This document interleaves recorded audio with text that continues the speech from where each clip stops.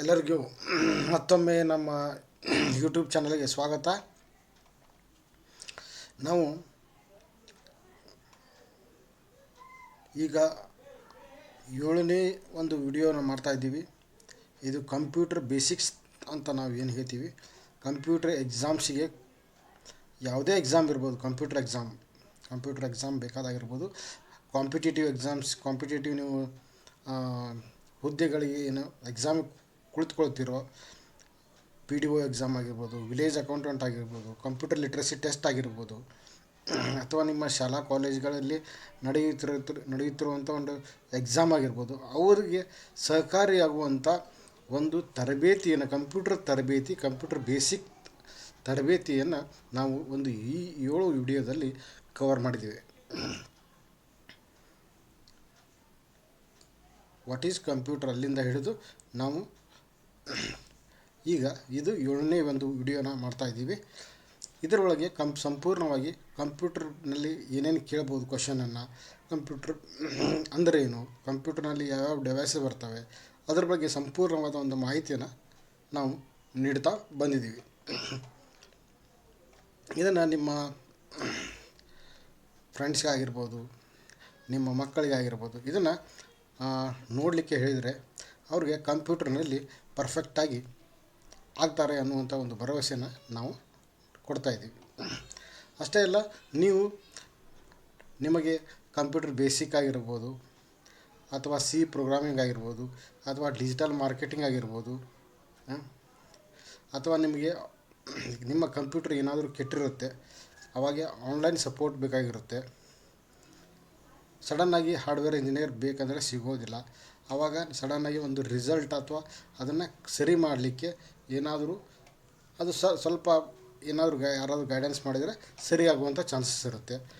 Networking issue ಆಗಿರ್ಬೋದು. ಆವಾಗ ನೀವು ನಮ್ಮನ್ನು ಸಂಪರ್ಕಿಸಿದರೆ ನಾವು ನಿಮಗೆ ಸಹಾಯ ಮಾಡುವಂಥ ಕೆಲಸವನ್ನು ಮಾಡ್ತೀವಿ ಅಂತ ಹೇಳ್ತಾ, ಅಷ್ಟೇ ಅಲ್ಲ,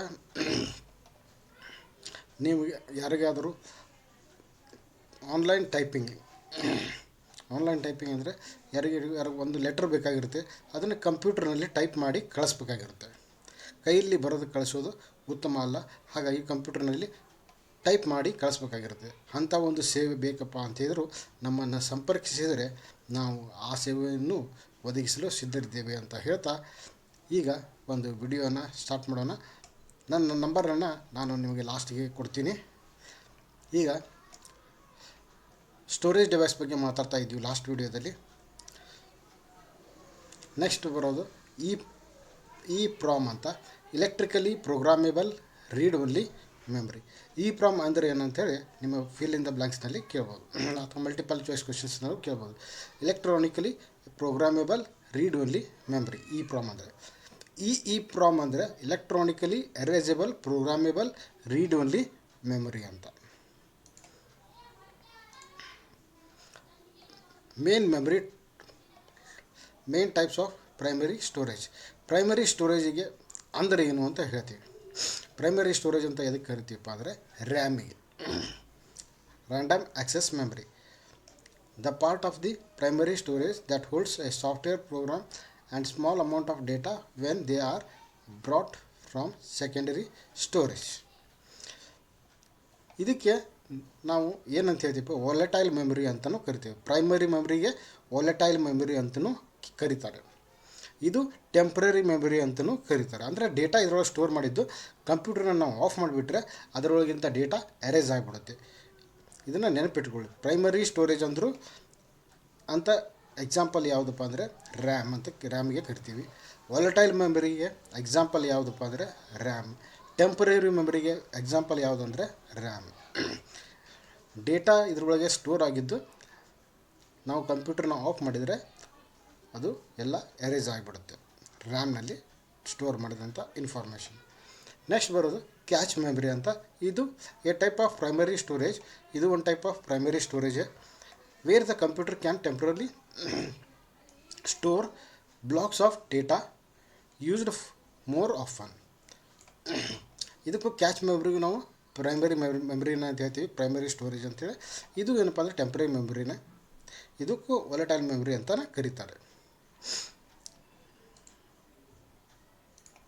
ನೆಕ್ಸ್ಟ್ ಸೆಕೆಂಡರಿ ಮೆಮ್ರಿ, ಇದಕ್ಕೆ ನಾನ್ ವಾಲೆಟೈಲ್ ಮೆಮ್ರಿ ಅಂತ ಕರೀತಾರೆ. ನಾನ್ ವಾಲೆಟೈಲ್ ಮೆಮ್ರಿ, ಅದು ವಾಲೆಟೈಲ್ ಮೆಮ್ರಿ ಪ್ರೈಮರಿ ಮೆಮ್ರಿ, ಇದು ಸೆಕೆಂಡರಿ ನಾನ್ ವಾಲೆಟೈಲ್ ಮೆಮ್ರಿ. ಪರ್ಮನೆಂಟ್ ಮೆಮ್ರಿ ಅಂತಲೂ ಕರೀತಾರೆ. ಹಾರ್ಡ್ ಡ್ರೈವ್ಸ್, ಕಂಪ್ಯೂಟರ್ನಲ್ಲಿ ಟೈಪ್ ಮಾಡಿದಂಥ ಇನ್ಫಾರ್ಮೇಷನ್ ಎಲ್ಲಿ ಸ್ಟೋರ್ ಆಗುತ್ತೆ, ನಿಮ್ಮ ಕಂಪ್ಯೂಟರ್ನಲ್ಲಿ ಯಾವ ಪಾರ್ಟ್ನಲ್ಲಿ ಸ್ಟೋರ್ ಆಗುತ್ತೆ, ಹಾರ್ಡ್ ಡ್ರೈವ್ನಲ್ಲಿ, ಹಾರ್ಡ್ ಡಿಸ್ಕ್ ಡ್ರೈವ್ನಲ್ಲಿ ಸ್ಟೋರ್ ಆಗುತ್ತೆ. ಅದಕ್ಕೆ ಸೆಕೆಂಡರಿ ಮೆಮ್ರಿ ಅಂತಲೂ ಕರೀತಾರೆ. ಮತ್ತು ಆಪ್ಟಿಕಲ್ ಸ್ಟೋರೇಜ್ ಡಿವೈಸಸ್ ಅಂದರೆ ನಿಮ್ಮ ಸಿ ಡಿ ಆಗಿರ್ಬೋದು, ಡಿ ವಿ ಡಿ ಆಗಿರ್ಬೋದು, ಅದಕ್ಕೆ ನಾವು ಏನಂತ ಕರಿತೀವಿ, ಸೆಕೆಂಡರಿ ಮೆಮರಿ ಡಿವೈಸಸ್ ಅಂತ ಕರಿತೀವಿ. D V D, C D, ಹೌದಾ, ಇವಕ್ಕೆ ನಾವು ಸೆಕೆಂಡರಿ ಮೆಮರಿ ಡಿವೈಸಸ್ ಅಂತಲೇ ಕರಿತೀವಿ.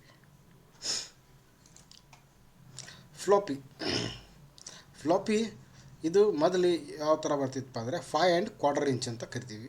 5¼ ಇಂಚ್ ಅಥವಾ 1.2 MB ಅಂತ ಬರ್ತಾಯಿತ್ತು. 1.2 MB ಅದರ ಕೆಪಾಸಿಟಿ ಇಷ್ಟೇ. ನೆಕ್ಸ್ಟ್ ಏನು ಬಂತು, 3½ ಇಂಚ್ ಫ್ಲಾಪಿ ಅಂತ ಕರಿತೀವಿ. ಅದರ ಕೆಪಾಸಿಟಿ 1.44 MB ಇರುತ್ತೆ. ಸಿ ಡಿ ಕೆಪಾಸಿಟಿ ಎಷ್ಟಿರುತ್ತೆ, 700 MB.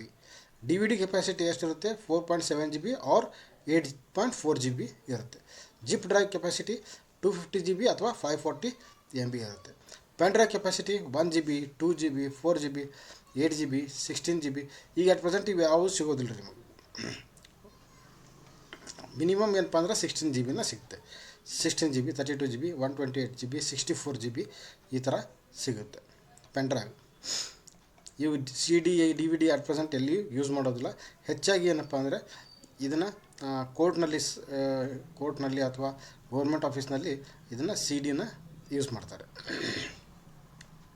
Hard disk drive 500 MB ಇಂದ ಮೊದಲು ಸ್ಟಾರ್ಟ್ ಆಗಿರೋದು 500 MB ಅಂತ. 1 GB ಅಂತ ಬಂತು, 2 GB ಬಂತು, 4 GB ಬಂತು, 10 GB ಬಂತು, 20 GB, 40 GB, 80 GB.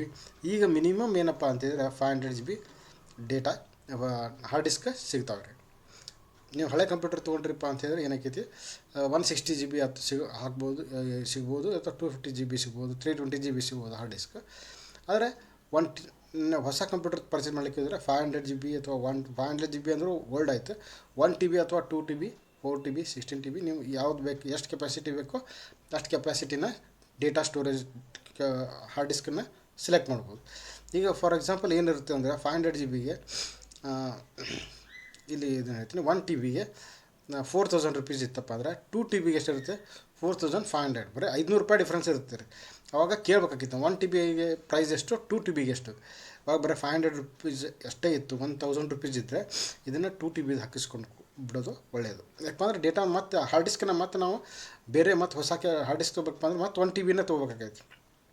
ಹಾಗಾಗಿ ಒಮ್ಮೆ ಇದನ್ನು ನಾವು ಹಾಕಿ ಪರ್ಚೇಸ್ ಮಾಡ್ತಾ ಇರೋದ್ರಿಂದ ಅದನ್ನು ಕೇಳಿ ಪರ್ಚೇಸ್ ಮಾಡೋದು ಒಳ್ಳೆಯದು. ಫ್ಲಾಪಿ ಡಿಸ್ಕ್ನಲ್ಲಿ ಡೇಟಾ ಯಾವ ರೀತಿ ಅಥವಾ ನಿಮ್ಮ ಹಾರ್ಡ್ ಡಿಸ್ಕ್ನಲ್ಲಿ ಡೇಟಾ ಯಾವ ರೀತಿ ಸ್ಟೋರ್ ಆಗುತ್ತೆ ಅನ್ನೋದ್ರ ಬಗ್ಗೆ ಸ್ಟಡಿ ಮಾಡೋಣ. ಈ ಥರ ಒಂದು ಮ್ಯಾಗ್ನೆಟಿಕ್ ಡಿಸ್ಕ್ ಇರುತ್ತೆ.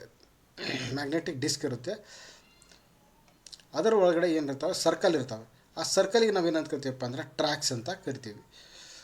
ಇಂಥ ಒಂದು ಟ್ರ್ಯಾಕ್ನಲ್ಲಿ ಮತ್ತೆ ಭಾಗ ಮಾಡಿರ್ತಾರೆ, ಅದಕ್ಕೆ ನಾವು ಸೆಕ್ಟರ್ಸ್ ಅಂತ ಹೇಳ್ತೀವಿ.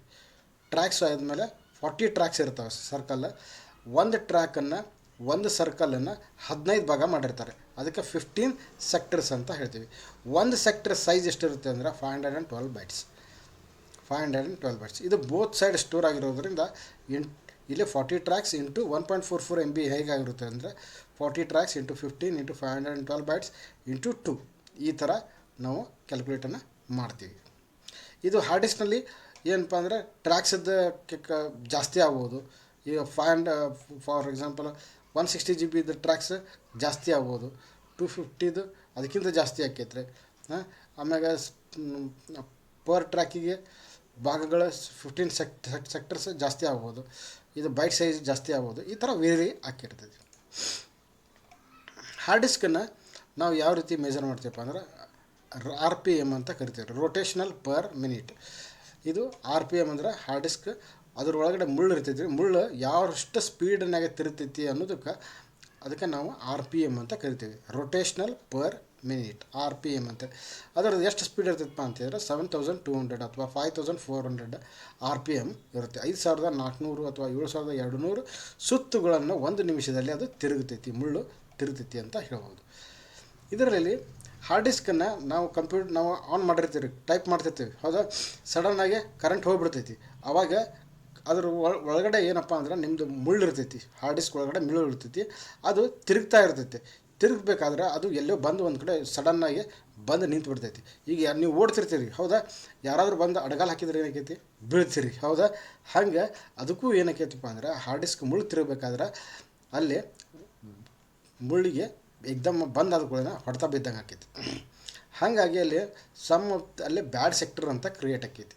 ಆ ಬ್ಯಾಡ್ ಸೆಕ್ಟರ್ ಭಾಳಷ್ಟು ಸಲ ಅದು ಅದೇ ಒಂದು ಪೊಸಿಷನಿಗೆ ಅಲ್ಲೇ ಹೊಡೆತ ಬಿದ್ದರೆ ಅದು ಹಾರ್ಡ್ ಡಿಸ್ಕ್ ಏನಾಕೈತಿ, ಬ್ಯಾಡ್ ಸೆಕ್ಟರ್ಸ್ ಕ್ರಿಯೇಟ್ ಆಗಿ ಆ ಒಂದು ಪೋರ್ಷನ್ನ ರೀಡ್ ಮಾಡೋದಿಲ್ಲ ರೀ.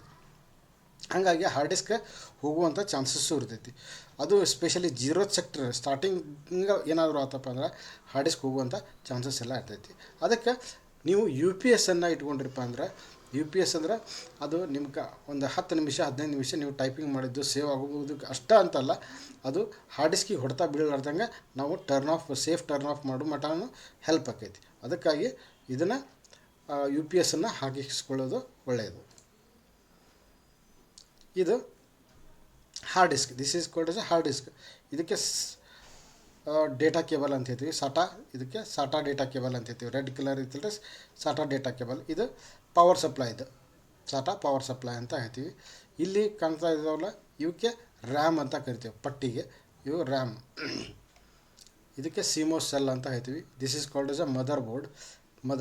ಇದು ಇಲ್ಲಿ ವೈಟ್ ಕಲರ್ ಅದಾವಲ್ರಿ, ಇವಕ್ಕೆ PCI ಕಾರ್ಡ್ ಅಂತ ಹೇಳ್ತೀವಿ. PCI card. ಇದನ್ನು ನಾವು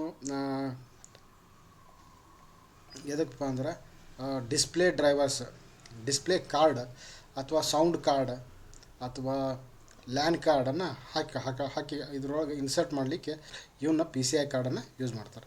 ಇದೇನೈತಲ್ರಿ, ಇದು ಪ್ರೊಸೆಸರ್ ಫ್ಯಾನ್. ಇದ್ರ ಕೆಳಗಡೆ ಏನಿರ್ತೈತಿ, ಒಂದು ಪ್ರೊಸೆಸರ್ ಇರ್ತೈತಿ. ಆ ಪ್ರೊಸೆಸರ್ ಮೇಲೆ ಏನಪ್ಪ ಅಂತಂದ್ರೆ ಕಂಪ್ಯೂಟ್ರನ್ನ ಯಾವುದು ಅನ್ನೋದನ್ನು ಐಡೆಂಟಿಫೈ ಮಾಡ್ತೀವಿ ನಾವು. Next drives. CD drive. ನಿಮ್ಮ ಕಂಪ್ಯೂಟರ್ ಒಳಗೆ CD ಡ್ರೈವ್ ಇದ್ರೆ ನಾವು ಏನು ಮಾಡ್ಬೋದು, CD ರೀಡ್ ಮಾಡ್ಬೋದು ಅಷ್ಟೇ. CD ಒಳಗೆ ಏನೈತೆ ಅಂತ ಅಷ್ಟೇ ನೋಡ್ಬೋದು. ಅಥವಾ ನಿಮ್ಮ ಕಂಪ್ಯೂಟರ್ನಾಗ CD ರೈಟರ್ ಇದ್ದರೆ ಏನು ಮಾಡ್ಬೋದು, CD ರೀಡ್ ಮಾಡ್ಬೋದು, CD ರೈಟ್ ಮಾಡ್ಬೋದು. ಅದೇ ನಿಮ್ಮ ಕಂಪ್ಯೂಟರ್ನಾಗ DVD ROM ಅಂತ ಇದ್ದರೆ CD ರೀಡ್ ಮಾಡ್ಬೋದು, DVD ರೀಡ್ ಮಾಡ್ಬೋದು. ಯಾವುದು ರೈಟ್ ಮಾಡಲಿಕ್ಕೆ ಬರೋದಿಲ್ಲ. ಅದೇ ಕಾಂಬೋ ಡ್ರೈವ್ ಇದ್ದರೆ CD ರೀಡ್ ಮಾಡ್ಬೋದು, CD ರೈಟ್ ಮಾಡ್ಬೋದು, DVD ರೀಡ್ ಮಾಡ್ಬೋದು. ಅದೇ DVD ರೈಟರ್ ಇದ್ದರೆ CD ರೀಡ್ ಮಾಡ್ಬೋದು, CD ರೈಟ್ ಮಾಡ್ಬೋದು, DVD ರೀಡ್ ಮಾಡ್ಬೋದು, DVD ರೈಟ್ ಮಾಡ್ಬೋದು. This is all in one. CD bar DVD types. CD ಮತ್ತು DVD ಒಳಗೆ 2 ಟೈಪ್ ಇರ್ತೈತಿ. ಒಂದು ರೈಟೇಬಲ್, ಇನ್ನೊಂದು ರೈಟೇಬಲ್. ರೈಟೇಬಲ್ ಅಂತ ಹೇಳಿದ್ರೆ ಅದರ CD ಒಳಗೆ CD ಕೆಪಾಸಿಟಿ ಎಷ್ಟೈತೆ ಅಂತ ಹೇಳಿದ್ವಿ ನಾವು, 700 MB. 700 MB ಮಟ ನಾವು CD ರೈಟ್ ಮಾಡ್ಬೋದು. ಆಮೇಲೆ ಮತ್ತೆ ನೆಕ್ಸ್ಟ್ ಅದ್ರೊಳಗೆ ರೈಟ್ ಮಾಡೋಕ್ಕೆ ಬರೋದಿಲ್ಲ ರೀ.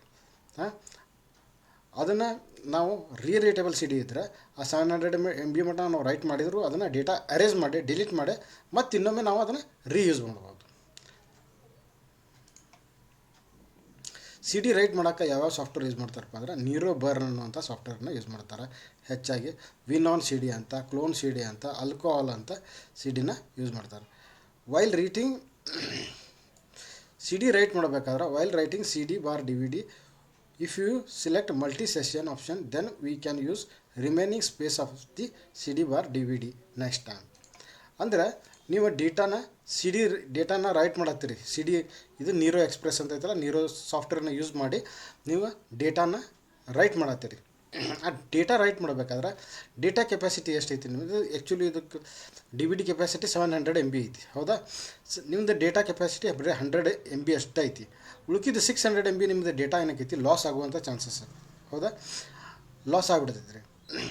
ಯಾವಾಗ ನೀವು ಅಕಸ್ಮಾತ್ ಈ ಒಂದು ಆಪ್ಷನನ್ನು ಸೆಲೆಕ್ಟ್ ಮಾಡಿಲ್ಲ ಅಂದರೆ 600 MB ಯೂಸೇ ಮಾಡಲಿಕ್ಕೆ ಬರೋದಿಲ್ಲ.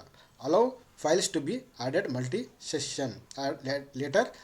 Session disc. ಇದನ್ನು ಆಪ್ಷನ್ನ ನೀವು ಸೆಲೆಕ್ಟ್ ಮಾಡಿದ್ರೆ 600 MB ಅಪ್ ಟು 700 MB ಮಟ ನೀವು ಯೂಸ್ ಮಾಡ್ಕೋಬೋದು. ಈಗ ಒಂದು ಟೈಮಿಗೆ ಏನು ಮಾಡ್ತೀರಿ, 100 MB ಯೂಸ್ ಮಾಡ್ತೀರಿ, ನೆಕ್ಸ್ಟ್ ಟೈಮ್ 200 ಅಂದರೆ 300 ಆಯ್ತು ರೀ, ಆಮೇಲೆ ಉಳ್ಕಿದ್ದು 400. ಹಿಂಗೆ ನೀವು 700 MB ಮಟನೂ ಯೂಸ್ ಮಾಡ್ಕೋಬೋದು. ಅಕಸ್ಮಾತ್ ಈ ಆಪ್ಷನನ್ನು ತೆಗೆದುಬಿಟ್ರಿಪ್ಪ ಅಂದರೆ 100 MB ಏನು ರೈಟ್ ಮಾಡಿರ್ತಿರಲ್ಲ ಅಷ್ಟಕ್ಕೆ ಸೆಷನ್ ಕ್ಲೋಸ್ ಆಗಿಬಿಡ್ತೈತಿ. ನೆಕ್ಸ್ಟ್ ಅದನ್ನು CD ಯೂಸ್ ಮಾಡಲಿಕ್ಕೆ ಬರೋದಿಲ್ಲ. ಗೊತ್ತೈತ್ರಿ? ಪವರ್ ಸಪ್ಲೈ ಕಂಪ್ಯೂಟರ್ನಾಗ ಮೇನ್ ಇರೋದು ಪವರ್ ಸಪ್ಲೈ. ಕಂಪ್ಯೂಟರ್ ಆನ್ ಆಗಲಿಲ್ಲಪ್ಪ ಅಂದ್ರೆ ಫಸ್ಟ್ ನಾವು ಚೆಕ್ ಮಾಡಬೇಕಾಗಿರೋದು ಏನಪ್ಪ ಅಂದ್ರೆ ನಮ್ಮದು ಹಿಂದ್ಗಡೆ ಕನೆಕ್ಟ್ ಮಾಡಿರುವಂಥ ಪವರ್ ಸಪ್ಲೈ ಅದು ಪವರ್ ಕೇಬಲ್ ಕರೆಕ್ಟ್ ಆಯಿತು ಏನೋ ಇಲ್ಲ ಚೆಕ್ ಮಾಡ್ಬೇಕು ರೀ. ಅದಕ್ಕೆ ಪವರ್ ಸಪ್ಲೈ ಇಲ್ಲಿ ಹೌದಾ ಇದು ಇಲ್ಲೇನಿರುತ್ತೆ ಅಂದರೆ ಇದು ಪವರ್ ಕೇಬಲ್ ಇದು ಮೇನ್ಸಿಗೆ ಹೋಗಿರ್ತೈತೆ ರೀ, ನಿಮ್ಮ ಮೇನ್ ಬೋರ್ಡಿಗೆ ಹೋಗಿರ್ತೈತಿ. ಆ ಕೇಬಲನ್ನು ಫಸ್ಟಿಗೆ ಚೆಕ್ ಮಾಡಬೇಕು. ಆಮೇಲೆ ನೆಕ್ಸ್ಟ್ ಆ ಕೇಬಲ್ ಪ್ರಾಬ್ಲಮ್ ಇಲ್ಲ ಬೇರೆ ಕೇಬಲ್ ಹಾಕಿ ಚೆಕ್ ಮಾಡ್ಬೇಕು ರೀ. ಆಮ್ಯಾಗ ಅದಕ್ಕೆ ಇದು ಅಕಸ್ಮಾತ್ ಫ್ಯಾನ್ ತಿರ್ಗಾತೈತಿಪ್ಪ ಅಂತಂದ್ರೆ ಅದಕ್ಕೆ ಕೇಬಲ್ ಹೋಗಿತ್ತಪ್ಪ ಅಂದರೆ ತಿರುಗೋದಿಲ್ಲ ರೀ ಇದು, ಇಲ್ಲಪ್ಪ ಅಂದ್ರೆ ತಿರುಗ್ತೈತಿ ಫ್ಯಾನ್. ಅದನ್ನು ಆ ರೀತಿ ಚೆಕ್ ಮಾಡ್ಬೇಕು. ನೆಕ್ಸ್ಟ್ ಮತ್ತು ಬೇರೆ ಪ್ರೊಸೀಜರ್ ಅದಾವೆ, ಅದನ್ನು ಮತ್ತು ನೆಕ್ಸ್ಟ್ ನೀವು ಚೆಕ್ ಮಾಡ್ಕೋಬೇಕು. ಪವರ್ ಸಪ್ಲೈ ಮಾಡೋದಂಥ ಈ ಯೂನಿಟಿಗೆ ಪವರ್ ಸಪ್ಲೈ ಮಾಡುವಂಥ ಯೂನಿಟಿಗೆ ಏನಂತ ಕರಿತಾರಪ್ಪ ಅಂದರೆ SMP ಅಂತ ಕರೀತಾರೆ. ಸ್ವಿಚ್ ಮೋಡ್ ಪವರ್ ಸಪ್ಲೈ ಅಂತ. ಅದ್ರೊಳಗೆ 2 ಟೈಪ್ ಇರ್ತೈತೆ ರೀ, ಅಡ್ವಾನ್ಸ್ ಟೆಕ್ನಾಲಜಿ ಅಂತೇಳಿ, ಇನ್ನೊಂದು ಅಡ್ವಾನ್ಸ್ ಟೆಕ್ನಾಲಜಿ ಎಕ್ಸ್ಟೆಂಡೆಡ್ ಅಂತೇಳಿ. ಇದರ ವೋಲ್ಟೇಜ್ ಕೆಪಾಸಿಟಿ ಎಷ್ಟು ಇರ್ತೈತೆ ಅಂದ್ರೆ 230 ವೋಲ್ಟ್ಸ್ ಮಟ್ಟ ಇರ್ತೈತಿ. ನೆಕ್ಸ್ಟ್ ಕಂಪ್ಯೂಟರ್ನಾಗ ಇಂಪಾರ್ಟೆಂಟ್ ಪಾರ್ಟ್ ಇರೋದು ಏನಪ್ಪ ಅಂದ್ರೆ mother board. It is very essential parts in a computer where all parts internally and externally come into contact or attached to motherboard. ಎಲ್ಲ ಕಂಪ್ಯೂಟರ್ ಪಾರ್ಟ್ಸ್ ಬಂದು ಅಟ್ಯಾಚ್ ಆಗೋದು ಮದರ್ ಬೋರ್ಡಿಗೆ ರೀ. Processor ಅದಕ್ಕೆ attach ಆಗಿರ್ತೈತಿ, RAM ಅದಕ್ಕೆ ಅಟ್ಯಾಚ್ ಆಗಿರ್ತೈತಿ, SMP ಅದಕ್ಕೆ attach ಆಗಿರ್ತೈತಿ, ಕೀಬೋರ್ಡ್, ಮೌಸ್, ಪ್ರಿಂಟರ್, ಸ್ಕ್ಯಾನರ್, ನಿಮ್ಮ ಸ್ಪೀಕರ್ಸ್, ವೆಬ್ ಕ್ಯಾಮ್, ಯಾವುದೋ ಪಾರ್ಟ್ ಆಗಿರಲಿ ಅದು ಅಟ್ಯಾಚ್ ಆಗೋದು ಮದರ್ ಬೋರ್ಡ್ಗೆ ಅಟ್ಯಾಚ್ ಆಗಿರ್ತೈತಿ.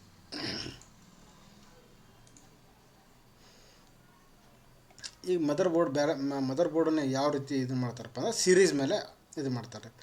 ಹಂಗೆ ಗೊತ್ತಿರಲಿ ಅಂತ ಹೇಳ್ತಾ ಇದ್ದೀನಿ. 810 ಮದರ್ ಬೋರ್ಡ್ ಅಂತ ಮೊದಲು ಬರ್ತಾಯಿತ್ತು, 845 ಮದರ್ ಬೋರ್ಡ್ ಅಂತ ಬರ್ತಾಯಿತ್ತು, 865 ಮದರ್ ಬೋರ್ಡ್ ಅಂತ ಬರ್ತಾಯಿತ್ತು, 915 ಅಂತ, 945 ಬೋರ್ಡ್ ಅಂತ, G31 ಬೋರ್ಡ್ ಅಂತ, G41 ಬೋರ್ಡ್ ಅಂತ, H61, H81, H55 ಈ ಥರ ಬೇರೆ ಬೇರೆ ಸೀರೀಸ್ನಲ್ಲಿ ಮದರ್ ಬೋರ್ಡ್ ಸಿಗ್ತವೆ. ಅದಕ್ಕೆ ರಿಲೇಟೆಡ್ ಏನಪ್ಪ ಅಂದ್ರೆ ಅದಕ್ಕೆ ಸೂಟೇಬಲ್ ಆಗುವಂಥದ್ದು ಪ್ರೊಸೆಸರ್ ಸಿಗ್ತೈತೆ. This is called S mother board. Mother ಬೋರ್ಡ್ನಲ್ಲಿ ಬೇರೆ ಬೇರೆ ಪಾರ್ಟ್ಸ್ ಇರ್ತವೆ. ಇಲ್ಲಿ ಪ್ರೊಸೆಸರನ್ನು ಇನ್ಸರ್ಟ್ ಮಾಡಿರ್ತಾರೆ.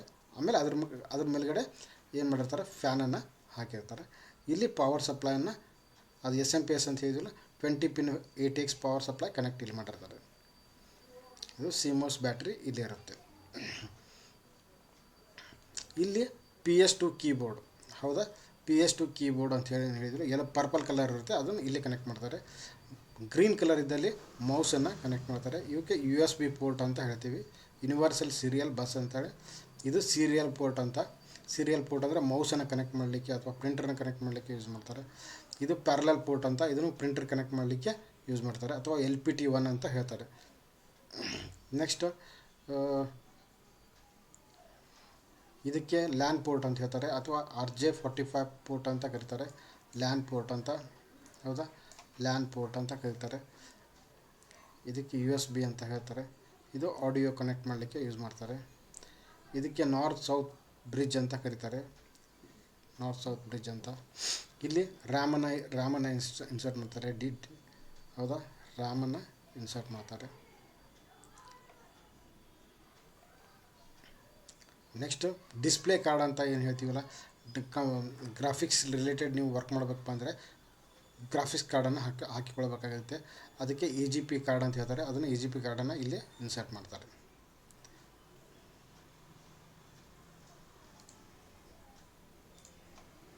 ಪ್ರೊಸೆಸರ್ ಯಾವ್ಯಾವ ಪ್ರೊಸೆಸರ್ ಬರ್ತವೆ ಅಂತ ಅನ್ನೋದ್ರ ಬಗ್ಗೆ ನಾವು ಸ್ವಲ್ಪ ಸ್ಟಡಿ ಮಾಡೋಣ. 8086 ಅಂತ, 8088 ಅಂತ, 80386, 80486 ಅಂತ ಬಂತು.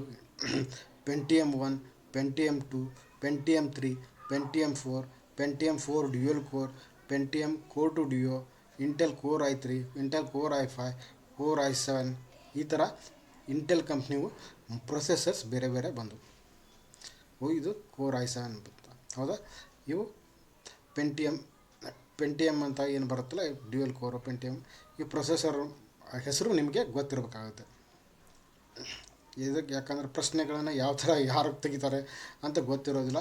ಅವರು ತೆಗೆದ್ರಪ್ಪ ಅಂದರೆ ನಿಮಗೆ which is not part of a processor ಅಂತ ನಿಮಗೆ ಪ್ರಶ್ನೆ ಕೇಳ್ಬೋದು. ನಾವು ಅದನ್ನು ಆಬ್ಜೆಕ್ಟಿವ್ ಟೈಪ್ ಕ್ವಶನ್ಸ್ ಅಂತ ತೆಗಿಬೇಕಾದ್ರೆ ನಿಮಗೆ ಗೊತ್ತಾಗುತ್ತೆ. ಆದರೆ ಪ್ರೊಸೆಸರ್ ಯಾವ್ಯಾವ ಬರ್ತವೆ ಅಂತ ಗೊತ್ತಿರಬೇಕು. 8086, 808, 80386, 80486, Pentium 1, Pentium 2, Pentium 3, Pentium 4, Pentium 4 dual core, Pentium Core 2 Duo, Intel Core i3, Core i5, Core i7. ಇದು ಪ್ರೊಸೆಸರ್. ಈ ಪ್ರೊಸೆಸರ್ನ ಮೇಲೆ ಕಂಪ್ಯೂಟರ್ ಯಾವುದು ಅಂತ ಯಾರಿಗಾದರೂ ಕಂಪ್ಯೂಟರ್ ಕೇಳಿದ್ರೆ ನಿಮ್ಮ ಕಂಪ್ಯೂಟರ್ ಯಾವುದಿದೆ ಅಂತ ಕೇಳಿದ್ರೆ HP, ಡೆಲ್, ಏಸರ್ ಆ ಥರ ಹೇಳ್ತಾರೆ. ಆ ಥರ ಹೇಳ್ಬಾರ್ದು.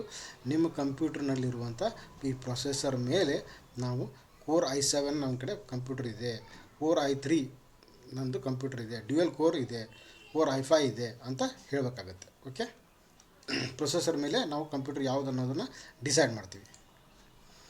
Configuration of the computer. ಈಗ ನಾವು ಎಲ್ಲಾದರೂ ಜಾಬಿಗೆ ಹೋಗಬೇಕಾದ್ರೆ ಅಥವಾ ನೀವು ಗಂಡನ್ನು ನೋಡಲಿಕ್ಕೆ ಹೋಗಬೇಕಾದ್ರೆ, ಹೆಣ್ಣನ್ನು ನೋಡಲಿಕ್ಕೆ ಹೋಗಬೇಕಾದ್ರೆ ಏನು ಮಾಡ್ತೀರಾ, ಅವ್ರದ್ದು ಬಯೋಡೇಟಾ ಕೇಳ್ತೀರ, ಹೌದಾ? ಅದೇ ಥರ ಜಾಬಿಗೆ ಹೋಗಬೇಕಾದ್ರೂ ನಿಮಗೆ ಬಯೋಡೇಟಾ ತೆಗೆದುಕೊಂಡು ಹೋಗ್ತೀರ. ಅದೇ ರೀತಿ ಕಂಪ್ಯೂಟ್ರಲ್ಲಿ ಏನಿದೆ ಅನ್ನೋದಕ್ಕೆ ನಾವು ಕಾನ್ಫಿಗರೇಷನ್ ಆಫ್ ದಿ ಕಂಪ್ಯೂಟರ್ ಅಂತ ಕರಿತೀವಿ. ಅದರೊಳಗೆ ಫಸ್ಟ್ ಬರೋದು ಆಗಲೇ ಹೇಳಿದ್ನಲ್ಲ ನಿಮಗೆ ಪ್ರೊಸೆಸರ್. ಯಾವುದು ಪ್ರೊಸೆಸರ್ ಬೇಕು, ಇಂಟೆಲ್ ಕೋರ್ ಡ್ಯುಯಲ್ ಕೋರ್ ಬೇಕಾ, Core i3 ಬೇಕಾ ಅನ್ನೋದನ್ನು ನಾವು ಫಸ್ಟ್ ಹೇಳೋಕ್ಕಾಗುತ್ತೆ. Core i3 ನಮಗೆ ಕಂಪ್ಯೂಟರ್ ಬೇಕು ಅಂತ, ಅದಕ್ಕೆ ರಿಲೇಟೆಡ್ ಬೋರ್ಡ್, ಸಪೋರ್ಟಿಂಗ್ ಬೋರ್ಡ್ ಸಿಗುತ್ತೆ, ಮದರ್ ಬೋರ್ಡ್.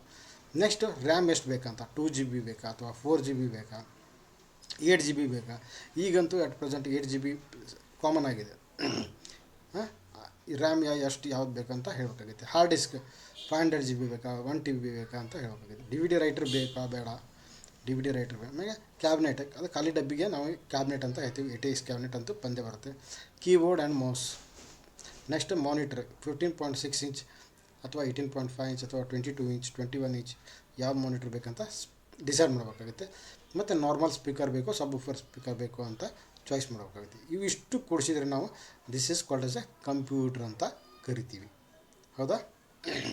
ಇವೆಲ್ಲ parts, processor, motherboard, RAM, hard disk, DVD writer, ಇವೆಲ್ಲ ಎದ್ರ ಒಳಗಡೆ ಇರ್ತಾವಪ್ಪ ಅಂದರೆ ಕ್ಯಾಬಿನೆಟ್ ಒಳಗಡೆ ಫಿಟ್ ಮಾಡಿರ್ತಾರೆ. CPU ಅಂತ ಏನು ಕರಿತೀವಲ್ಲ ಅವೆಲ್ಲ ಇದ್ರ ಒಳಗಡೆ ಫಿಟ್ ಮಾಡಿರ್ತಾರೆ.